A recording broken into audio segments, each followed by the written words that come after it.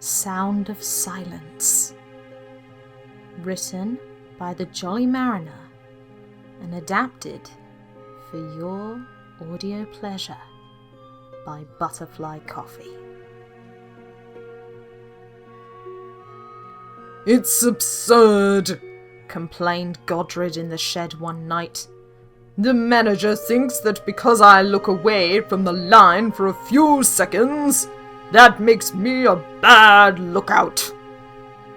Though the Cudlee Fell railway was still relatively new, Godred's reckless behaviour was anything but. Ever since he arrived, he had never once kept a good lookout, and every time one of the 4 other mountain engines or the manager gave him a warning, Godred would always complain about it, long into the night. "A little look at the scenery won't do anyone any harm," Godred continued. "It clearly doesn't if I've never had an accident." "Not yet, you mean," replied Ernest plainly. "Rubbish! All I need is a good break, that's all. You'd never see me get into trouble like that." The others groaned as Godred continued to boast. "This is the 3rd time this week he's gone off on about this," muttered Cudlee. "Doesn't he ever get tired of it?" asked Wilfred. "I know I am." "I just wish he'd be quiet for one day at least," said Shane Dooney bluntly. Next day, Godred was coming down from the summit. As usual, he was paying attention to everything but the track. "Bad lookout indeed! Bad lookout indeed!" he complained loudly. "I haven't had an accident since I arrived, and I won't today. I'm perfectly set." There was a crack. One moment, Godred felt the rails underneath him. The next, he felt helpless. Time seemed to slow down until suddenly, everything went black. "Godred, Godred," came a voice. Godred could faintly recognize the voice as his driver's.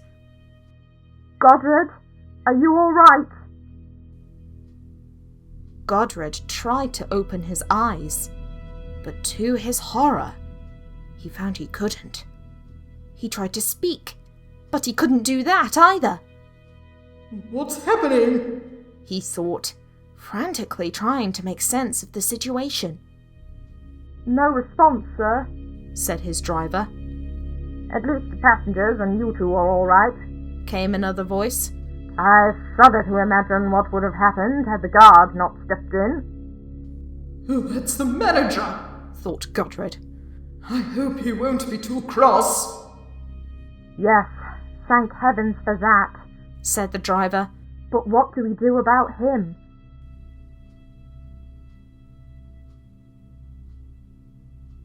"The manager's sure to fix me up," thought Godred. "I'm his number 1 engine after all." Then the manager spoke up. "Nothing." Godred felt shattered. He didn't know what to think. He wanted to beg and plead with the manager for a second chance, but no matter how hard he tried, he couldn't speak. "Sir, please, don't leave me in the back of the shed. I'm sorry, really I am. I promise I'll keep a good lookout from now on. Please, fix me, sir! Please!" But as Godred continued to scream, all the manager heard was silence. The other engines stayed mournfully quiet for some time. Godred tried everything he could think of to talk to them. "Please, He thought, I need to tell everyone how sorry I am. Just one time, please." but Godred's lips remained sealed. Months passed. Godred continued to stay in the back of the shed. Then, one day, he heard two unfamiliar voices coming towards him. These rods don't look so bad, said one. They ain't perfect, but they should work fine till a fresh set comes in, added the other. Godred began to get excited. They've come to mend me!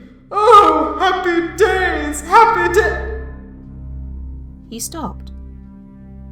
His rods felt as if they were coming loose. Then, Godred found he could no longer feel his rods at all. Better get these to Wilfred, said the first voice. He'll be glad to be back in service so soon. Godred was horrified. You can't do that! Those are my parts! Come back here this instant! You can't treat me like scrap iron! Give them back! Give them back! But the two men heard nothing. Unfortunately, this sort of activity only continued. Over the better part of a year, men kept taking Godred's parts to fix up the other engines.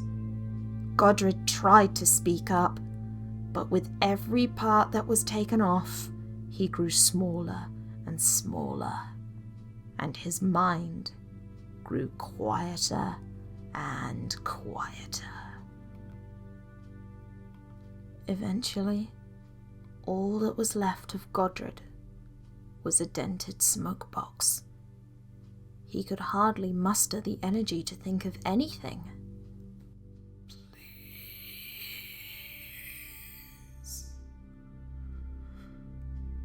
Please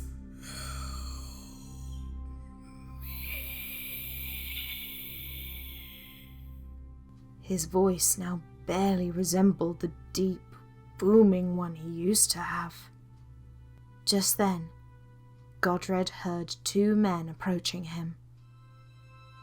Let's make this quick, one said. The scrap dealers ain't going to wait any longer. Hey, let's just get it over with, said the other. That just really gives me the willies. Godred could sense what was about to happen. He tried one final time to call out for help and beg for mercy. But as the men began cutting him apart, and pain filled every crevice of his being, Godred still could not say a word.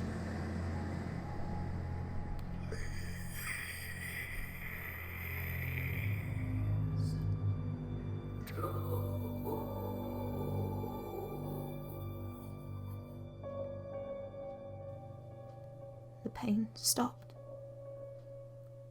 Godred's voice went out. Nothing was left.